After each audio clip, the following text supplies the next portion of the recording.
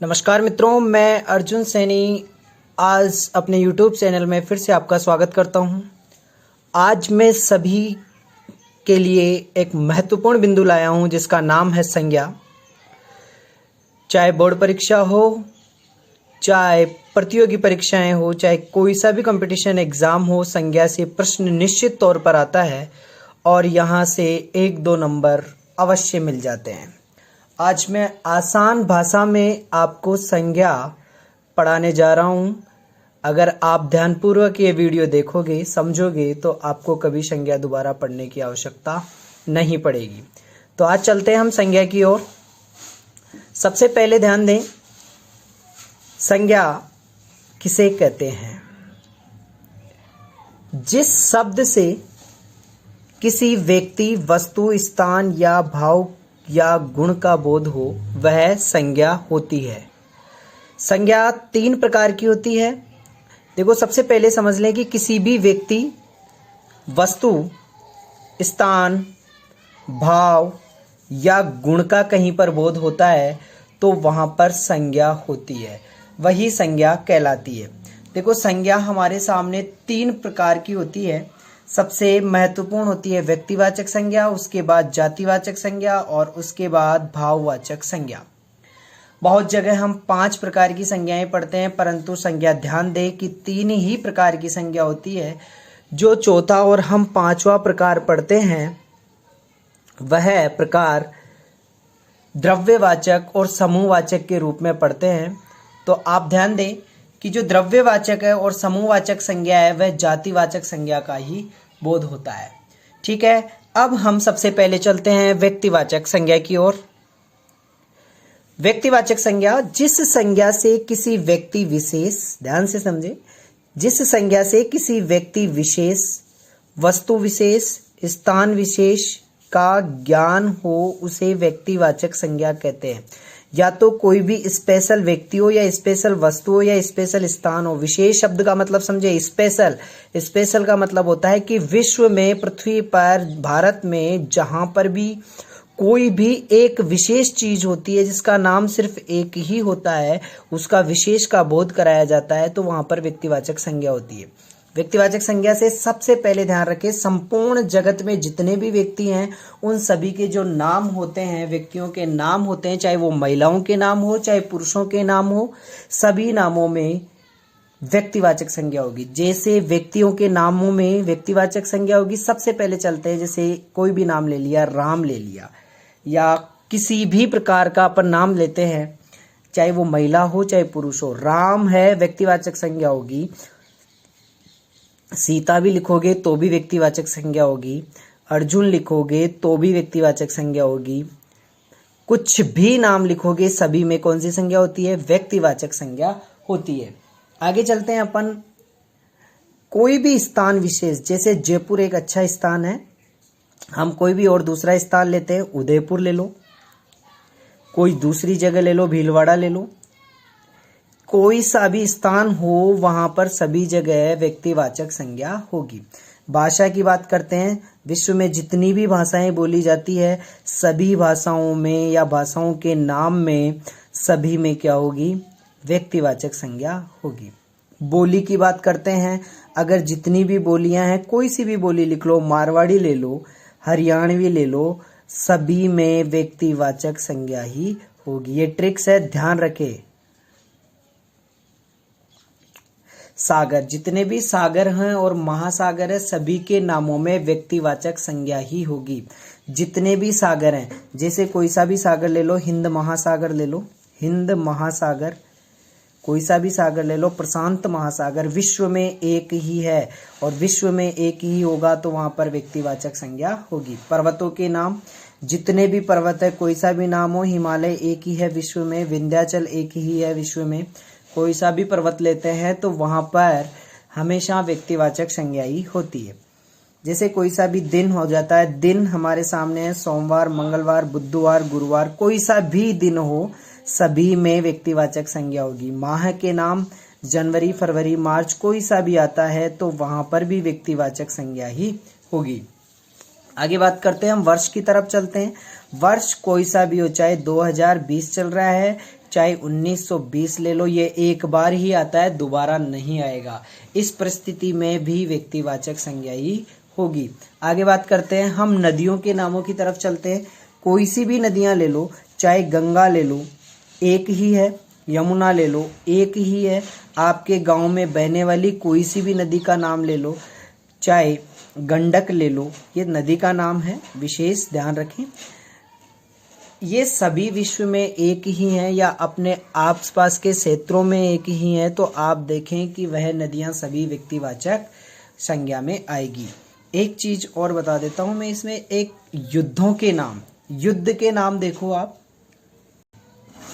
युद्ध के नाम देखो, जैसे हल्दी घाटी है, हल्दी घाटी का हल्दी घाटी का युद्ध है, एक ही है। कुरुक्षेत्र में कौन सा है? महाभारत का युद्ध है, महाभारत। ये सभी एक ही चीज का बोध करा रहे, व्यक्ति विशेष का, स्थान, वस्तु या भाव ऐसा कुछ नहीं है। एक ही वस्तु, व्यक्ति, वस्तु, स्थान, इनका बोध कराया जा रहा है, तो वहां पर व्यक्तिवाचक संज्ञा होगी। तो ये आपको समझ में आ गया होगा। आगे चलते हैं अपन, आगे देखो व्यक्तिवाचक संज्ञा के इसी प्रकार से बात करते हैं हम। एक एग्जाम्पल लेते हैं वाक्य के तौर में। कानपुर के नाना की बहन छबीली थी, कानपुर के नाना की बहन छबीली थी। तो यहाँ ध्यान रखें, कानपुर एक स्थान विशेष है या नहीं है? नाना पर्टिकुलर शब्द आया छबीली के लिए, और छबीली कहा गया है किसको? लक्ष्मीबाई को। इन तीनों शब्दों में व्यक्तिवाचक संज्ञा है। आगे बात करते हैं, लक्ष्मीबाई अपने आप पिता की अकेली संतान थी।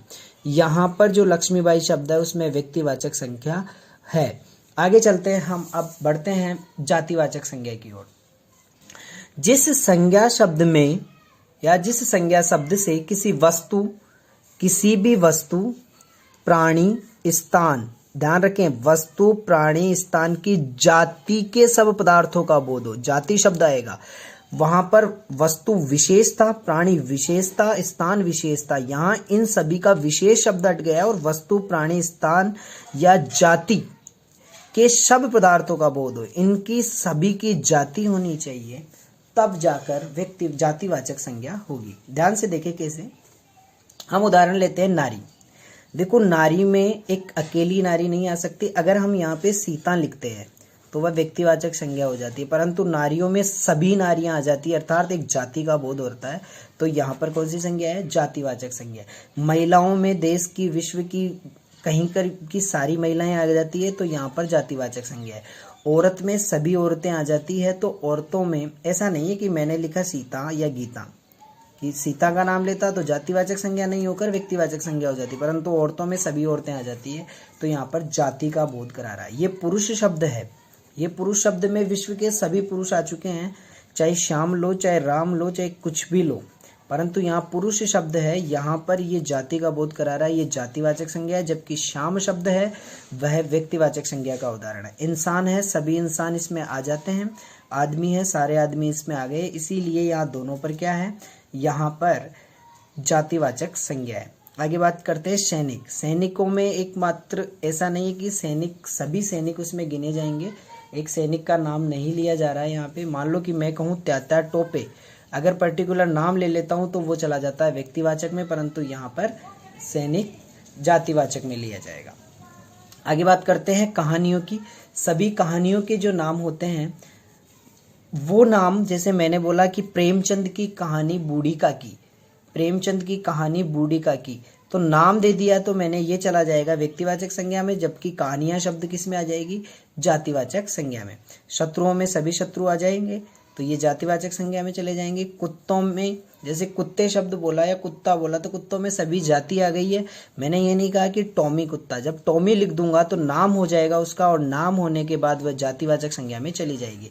गायों में सभी गायें आ जाएगी। नंदिनी अलग गाय है तो उसका नाम नंदिनी है, तो वह व्यक्तिवाचक में चली जाएगी। यहाँ तक लगभग मुझे आइडिया है, जहाँ तक सभी को समझ में आ गया होगा। देखो जातिवाचक संज्ञा के ही दो भेद और हैं, जिनका नाम है द्रव्यवाचक संज्ञा और समूहवाचक संज्ञा। द्रव्यवाचक संज्ञा को क्या कहते हैं? ये जाति का ही बोध है, दोनों जाति का ही बोध कराएंगे। वे संज्ञा शब्द जो किसी धातु अथवा द्रव्य पदार्थों का बोध कराए। अर्थात पदार्थ की जो तीनों अवस्थाएं हैं, पदार्थ की तीनों अवस्थाएं किसमें गिनी जाएगी? द्रव्यवाचक में। चाहे जैसे पदार्थ की कौन सी तीन अवस्थाएं हैं? ठोस, द्रव और गैस, तीन अवस्थाएं होती है। क्लियर? ठोस, द्रव और गैस। देखो ठोस अवस्था कौन सी होती है? जैसे सोना है, चांदी है, अभ्रक है।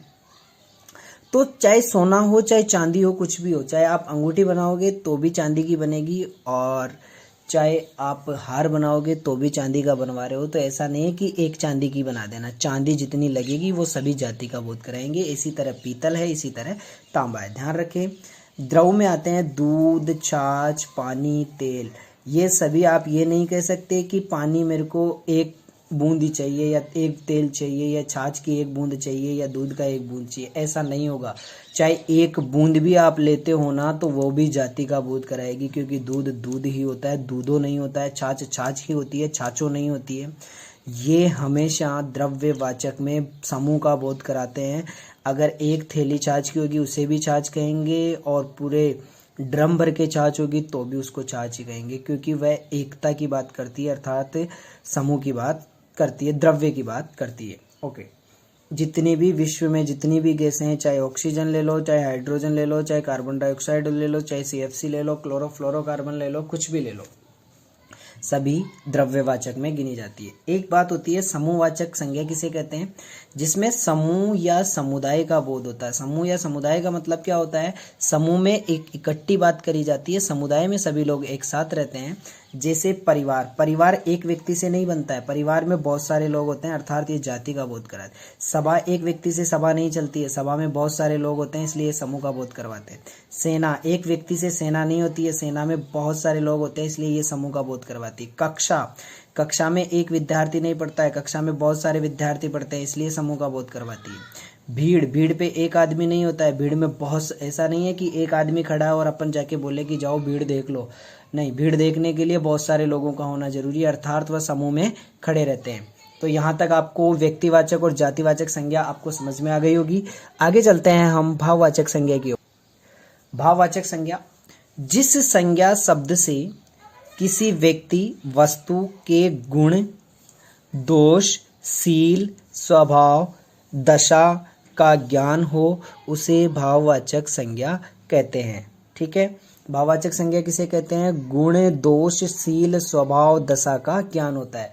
जैसे ये कौन से गुण होते हैं? एक हो गया अहिंसा, क्रोध, बचपन, क्षमा, दया, द्वेष, प्रेम, ईर्ष्या, सभी गुण हैं ये, सभी दोष हैं ये, सभी स्वभाव हैं ये, सभी दशाएं हैं ये। तो कहने का मतलब होता है कि ऐसी वस्तु या किसी व्यक्ति या वस्तु के गुण, दोष, शील, स्वभाव, दशा का ज्ञान हो तो वहां पर कौन सी संज्ञा होगी? भाववाचक संज्ञा होगी। आप ध्यान रखें कि भाववाचक संज्ञा किस तरह से बनती है, नोट लगा लें एक अच्छे से 1000 का। संज्ञा, सर्वनाम, विशेषण, क्रिया, कोई सा भी शब्द हो, उनके अगर प्रत्यय लग जाने पर वह रूप बदल जाता है तो वह भाववाचक संज्ञा का रूप बन जाता है। ध्यान रखें, संज्ञा, सर्वनाम, विशेषण के प्रत्यय लगने पर, प्रत्यय लगाओगे, प्रत्यय लगने पर भाववाचक संज्ञा बनेगी। एक एक उदाहरण मैं आपको बता देता हूं कि किस तरह से ये बनेगी। ओके, देखते हैं आगे चल के। अब हम सबसे पहले संज्ञा शब्द के प्रत्यय लगाएंगे। जैसे ईमानदार संज्ञा शब्द है, सारे विश्व के ईमानदार आ गए। बूढ़ा शब्द है, संज्ञा शब्द है, सभी बूढ़े आ गए। मानव शब्द है, सारे मानव आ गए। तीनों में संज्ञा और तीनों में जातिवाचक संज्ञा है। देखो, ईमानदार में अगर ई शब्द जोड़ेंगे तो इसमें बन जाएगा ईमानदारी, और ईमानदारी शब्द बनते ही वह संज्ञा हो जाएगी कौन सी? जातिवाचक की जगह भाववाचक संज्ञा। बूढ़ा शब्द है, अगर इसमें आपा प्रत्यय लगाते हैं तो शब्द बनेगा बुढ़ापा। बुढ़ापा बनते ही वह उसका गुण हो गया, इसलिए इसमें भाववाचक संज्ञा हो गई। मानव शब्द के ता प्रत्यय लग जाता है तो मानवता एक प्रकार का गुण होता है कि इसमें तो मानवता के गुण पाए जाते हैं, अर्थात ये कौन सी संज्ञा हो जाएगी? भाववाचक संज्ञा हो जाएगी। आगे चलते हैं विशेषण शब्दों की तरफ। विशेषणों में भी कुछ शब्द हैं जिनके अगर हम प्रत्यय लगा देते हैं, जैसे एक दो उदाहरण देता हूँ। अमर शब्द है, विशेषण है। धीर शब्द है, धैर्यशाली व्यक्ति। काला शब्द है, ये भी गुणवाचक विशेषण है। ठीक है, तो देखते हैं। अमर के ता शब्द लगा तो क्या बनेगा? अमरता। शाबाश, क्या बनेगा? अमरता। धीर के ये लगाया तो क्या बनेगा, वेरी गुड, धैर्य। क्या बनेगा, धैर्य। एक प्रकाश का गुण होता है। काला प्लस माँ, तो इसमें प्रत्यय लग गया तो ये क्या शब्द बनेगा, काला माँ नहीं बनेगा, ध्यान रखें, काली माँ बनेगा। और काली माँ शब्द बनते ही ये भाववाचक संज्ञा बन जाते हैं। इसी तरह क्रिया शब्दों के लगाते हैं अपन। क्रिया ले ली, होना क्रिया है, इसके ई प्रत्यय जोड़ दिया है, होना के ई प्रत्यय लगा दिया तो होनी बन जाएगा। दौड़ना से दौड़ बन जाएगा। क्रिया से भाववाचक संज्ञा, इसमें माइनस करना है, दौड़ना। ठीक है, अब देखो सर्वनाम शब्द लेते हैं एक दो। कुछ सर्वनाम शब्द आपके सामने हैं। आप देखो, मम शब्द है, मम का मतलब मेरा होता है, इसमें निजवाचक सर्वनाम है। आत्म शब्द है, इसका मतलब भी वही होता है। अपना शब्द है, इसका मतलब भी वही होता है। कहने का मतलब यहाँ पे सभी में निजवाचक सर्वनाम है। इसमें एक के ता लगाया, इसमें येता लगाया, इसमें पन लगाया, इसमें भी पन लगाया। मम के ता जोड़ा तो ममता शब्द बन गया। आत्म के येता जोड़ा तो आत्मीयता बन गया। अपना के पन जोड़ा तो अपनापन बन गया। पराया के पन जोड़ा तो परायापन बन गया।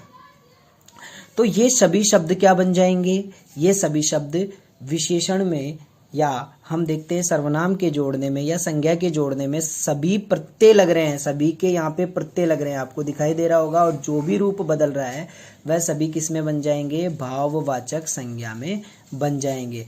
तो आप सभी ध्यान दें कि भाववाचक संज्ञा किस तरह से बनती है, प्रत्यय जोड़ने से। उसी तरह व्यक्तिवाचक से जातिवाचक भी बना सकते हैं हम। तो ये आज हमारा जो संज्ञा का बिंदु था ये बहुत ही महत्वपूर्ण था। और आप सभी को अगर ये वीडियो अच्छा लगे तो लाइक करें, सब्सक्राइब करें। धन्यवाद। जय हिंद, जय भारत।